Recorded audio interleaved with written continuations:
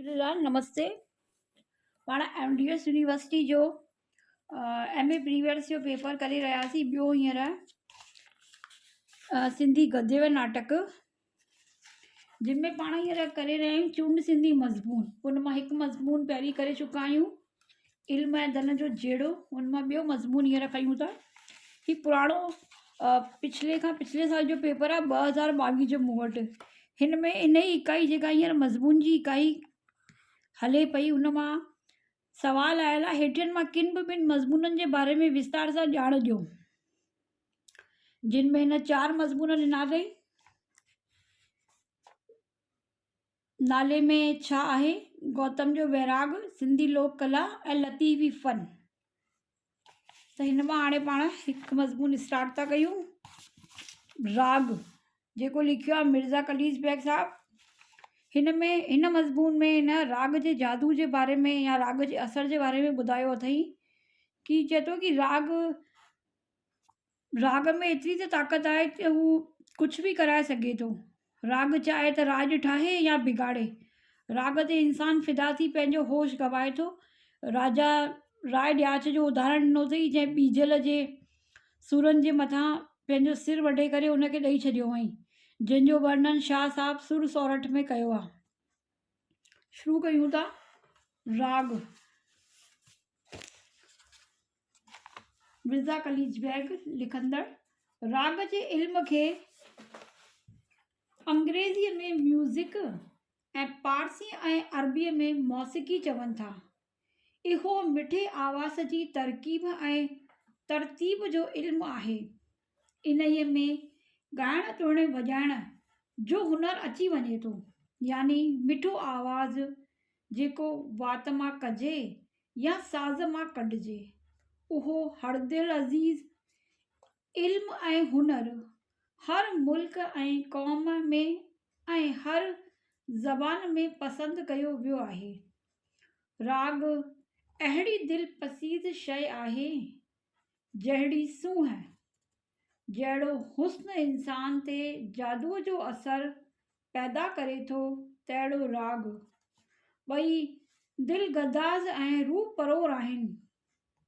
ॿई जां नवाज़ ऐं पुर असर आहिनि, यानी दिलि खे छूहंदड़, आत्मा खे शांती ॾियण वारा। जहिड़ो हुस्न जो वास्तो ॾिसण जे हवास सां या अखियुनि सां आहे, तहिड़ो राग जो वास्तो ॿुधण जे हवास सां या कननि सां आहे। हुस्न खे माठ जो राग चइजे त बजा आहे, ऐं राग खे बेहुस्न चइजे त रवा आहे। ॿई पंहिंजे हैरत अंगेज़ असर सां आम माण्हूअ खे इंसान खे फ़ौक़ अल इंसान या मलाइक बणाए छॾीनि था। राग या समाज जो असर सूफ़ियुनि, औलवियुनि ऐं ख़ुदा जे आशिक़नि ते अहिड़ो थो थिए जो हू बेख़ुद ऐं मस्त थियो ख़ुदा जे वाहिद थियो वञनि। घणा त राय ॾियाच वांगुरु सिर्फ़ राग ते वॾायो छॾनि। जीअं शाह साहब बि राग में अहिड़ा त तलीन थी वेंदा जो उन्हनि पंहिंजी चोलो बि राग ॿुधंदे छॾियो हो। अहिड़ो राग में जादू आहे। जीअं तबीब यानी हकीम जुदा जुदा दवाउनि ऐं ॿूटियुनि जो असर मालूम करे उन्हनि मां हिकिड़ी मरकब यानी उन्हनि सभिनी जे मिश्रण सां हिकु ई दवा ठाहींदा आहिनि, हिकु ई दवा माजून ठाहींदा आहिनि। तीअं राग जा उस्ताद बि आलाप, सुर ऐं ताल ऐं रागणीअ जी नज़र ते अहिड़ा नुस्ख़ा ठाहे कमु आणींदा आहिनि जो इंसान जे मुख़्तलिफ़ तबियत खे मुख़्तलिफ़ असर पैदा करे सघंदा आहिनि। ख़ुशी, दर्द, उदासी, जोश, जुरात, हिम्मत ऐं ॿिया असर हिकु लहज़े में पैदा करे ॾींदा आहिनि। बल्कि किन जो त इहो एतक़ाद बि आहे, इहो रायो आहे त राग जो असर दुनिया जे चइनी अनासरनि ते यानी पाणी, मिट्टी, बाहि ऐं हवा ते थिए थो ऐं सभु मखलूकात ते थिए थो, छा जानवर ते, छा पखीअ ते, छा जीत ते। हज़रत दाऊद जे ॻाइण ते चवनि था त पखी ऐं जानवर बीह वेंदा हुआ, बल्कि वहंदड़ नदियूं बि बीही वेंदियूं हुयूं। जोगी मुरलीअ जे आवाज़ ते नांगनि खे रीझाए छॾींदा आहिनि। पाण हिन में श्री कृष्ण जो उदाहरण बि ॾेई सघूं था। जीअं श्री कृष्ण जी मुरलीअ जे तान ते गोपियूं मुग्ध थी वेंदियूं, सॼो वृंदावन जेके बि हुआ सभु मुग्ध थी वेंदा, उनखे बि हिन राग में शामिल करे सघूं था। वहंदड़ नदियूं बि बीही वेंदियूं आहिनि। जोगी मुरली जी आवाज़ ते नांगनि खे रीझाए छॾींदा आहिनि। अरब हदे ख्वाहीअ सां अंदाज़ खां घणो बार उठनि ते दॿींदा आहिनि ऐं उठ उन ई राग ते अहिड़ो महू हूंदा आहिनि जो बार ऐं पंध जो समाउ न पवंदो अथनि। मदहोश थी करे हलंदा रहंदा आहिनि, हेॾो बार खणी उन्हनि खे पंहिंजे मथां एतिरो बार रखियल आहे, उन्हनि जो अहसासु कोन थींदो आहे। घणा उठ त मंज़िल ते पहुचण शर्त थक ऐं बार खां मरी बि पवंदा आहिनि। खथूरी यानी कस्तूरी, खथूरी ॾियण वारा हिरण बांसुरीअ जे राग ते रीझाए वठिबा आहिनि, यानी बांसुरी जे राग ते रीझाए करे हिननि मां कस्तूरी हासिल कई वेंदी आहे। नंढड़ो मासूम ॿार लोलीअ जे मिठे आवाज़ ते पींगे या जोलीअ में या खट ते सुम्ही पवे थो। जॾहिं हैवाननि ते राग जो इहो असरु आहे, तॾहिं इंसान त अशरफ अल मखलूकात आहे, यानी दुनिया जो सर्वश्रेष्ठ प्राणी आहे। तंहिं ते उन्हीअ जो केतिरो न असरु थियो हूंदो। तारीख़ पढ़ंदड़ खे मालूम हूंदो त राग या शहर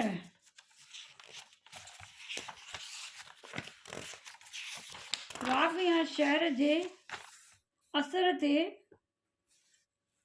ज़ालुनि मुड़सनि खे ॾाढी हिमत ॾिनी आहे, बल्कि भॼंदड़ थोरे लश्कर खे अहिड़ो बहादुर करे छॾियो अथनि जो हिकदमि मोटी पाण खां वॾे ऐं ज़ोर वारे लश्कर खे भॼाए कढियो अथनि। राग सां उस्तादनि रुअंदड़ खे खिलाए छॾियो आहे ऐं खिलंदड़ खे रुआड़े छॾियो आहे। अहिड़ी ताक़त ऐं असर वारो हुनर शुरूअ में तमामु शरीफ़ हुनर सम्झियल हो ऐं वॾनि बुज़ुर्गनि ऐं फ़ैलसूफ़ियनि इन्हीअ जी तरकीब ऐं तरतीब यानी क्रमबंधता में पंहिंजो ध्यानु लॻायो, लेकिन किन मज़हबनि जो ख़ासि उन्हीअ खां मना कई। सो इन करे जो उन्हीअ जी अहिड़ी मिठी लज़त हुई जो उहो ज़ोर वारो असरु हो जो रवाज़ी माण्हू ॿिया सभु कमकार बल्कि ख़ुदा जा ऐं माण्हूअ जा फ़र्ज़ विसारे उन्हीअ में मशगूल थिए विया। ॿियो अक्सर जिन माण्हुनि गुज़रान लाइ उन्हीअ जो ख़ासि धंधो कयो से घटि ज़ात वारा माण्हू हुआ, जीअं त मीरासी, मंगणा, खंगा वग़ैरह। तंहिं करे आबरू वारा माण्हू उन्हीअ जे वेझो न थी वियो ऐं अहिड़नि माण्हुनि जी सोबत खां भॻो थिए। पर थोरे ॾींहंनि खां हर मुल्क ऐं हर क़ौम में इन जो नओं शौक़ु जाॻियो आहे, जंहिं करे वॾा मुइतबदार ऐं पढ़ियल माण्हू बि इन्हीअ हुनर जे इस्तेमाल ऐं सुधारे में मशगूल थिया आहिनि ऐं इन्हीअ इल्म ऐं हुनर घणी तरक़ी कई आहे। जेके राग जा सुर ताल आहिनि, तिन मां के त किन ख़ासि मौसमनि ऐं ॾींहंनि जे किन ख़ासि वक़्तनि लाइ ठहिराया विया आहिनि, यानी कुझु राग ख़ासि ॾींहंनि जे लाइ ऐं ख़ासि मौसम जे अनुसार ख़ासि वक़्त जे लाइ आहिनि। जे उन्हनि वक़्तनि ते सुहिणा लॻनि था, मगर आज़मूदे सां मालूम कयो वियो आहे त का बि रागणी कंहिं बि वक़्तु मिठी थी लॻे, बशर्तीक उन में लय मौजूदु आहे ऐं ख़्याल ॼमियल आहिनि।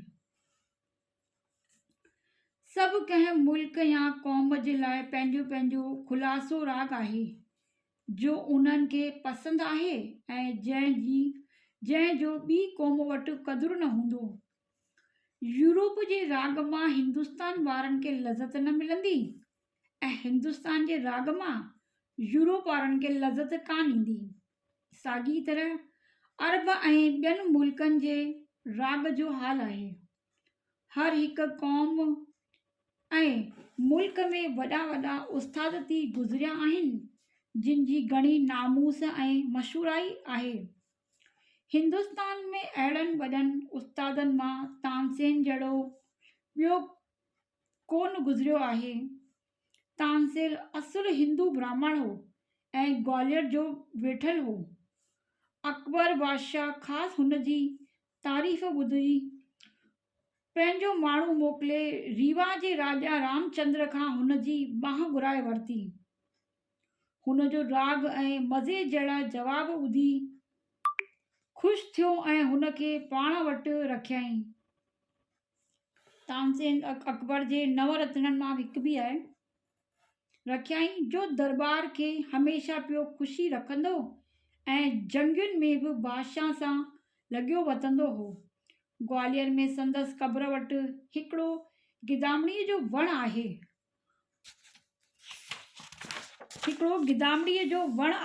कंहिंजी आवाज़ ॻाइण में घटि थींदी आहे सो उन वण जे पन खे घोटे पीअंदो आहिनि त आवाज़ चङो लॻंदो अथसि। हीअ त थियो राग हिते पूरो जंहिंमें राग जी ख़ूबियूं ॿुधाई अथई। मां सम्झां थी तव्हांखे सम्झ में ईंदो। धन्यवाद। जय झूलेलाल।